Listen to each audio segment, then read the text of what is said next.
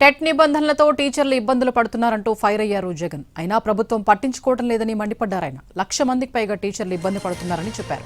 25 ఏళ్లుగా సబ్జెక్టు టీచర్లుగా కొనసాగుతున్న వాళ్లు అన్ని సబ్జెక్టులో ఉన్న టెట్ పాస్ అవ్వాలని నిబంధన పెట్టడం సరికాదన్నారు. అందులో కూడా గరిష్టంగా 60% మార్కులు రావాలని చెప్పడం వేధించటమేనన్నారు జగన్. వీళ్లంతా డిఎస్సీలో ఉత్తీర్ణులు కాబట్టే కదా ఉద్యోగాలు వచ్చాయని తెలిపారు. 2011కు ముందు సర్వీసులో ఉన్న వారికి అప్పట్లో టెట్ లేదని గుర్తు చేశారు. టెట్ పరీక్ష నిబంధనతో టీచర్లకు ఉద్యోగ భద్రత లేకుండా చేస్తున్నారని విమర్శించారు ఆయన. 2011కు ముందే సర్వీసులో ఉన్న వారికి టెట్ నుంచి మినహాయింపు ఇవ్వాలని డిమాండ్ చేశారు.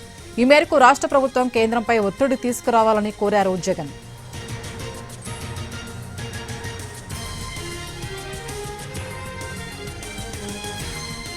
టెట్ నిబంధనలతో టీచర్లు ఇబ్బందులు పడుతున్నారంటూ ఫైర్ అయ్యారు జగన్. అయినా ప్రభుత్వం పట్టించుకోవడం లేదని మండిపడ్డారాయన.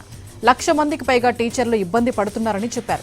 25 ఏళ్లుగా సబ్జెక్టు టీచర్లుగా కొనసాగుతున్న వాళ్లు అన్ని సబ్జెక్టులో ఉన్న టెట్ పాస్ అవ్వాలని నిబంధనలు పెట్టడం సరికాదన్నారు.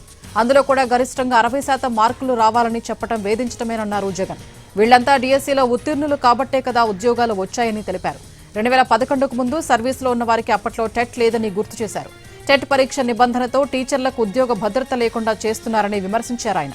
2011కు ముందే సర్వీసులో ఉన్న వారికి టెట్ నుంచి మినహాయింపు ఇవ్వాలని డిమాండ్ చేశారు.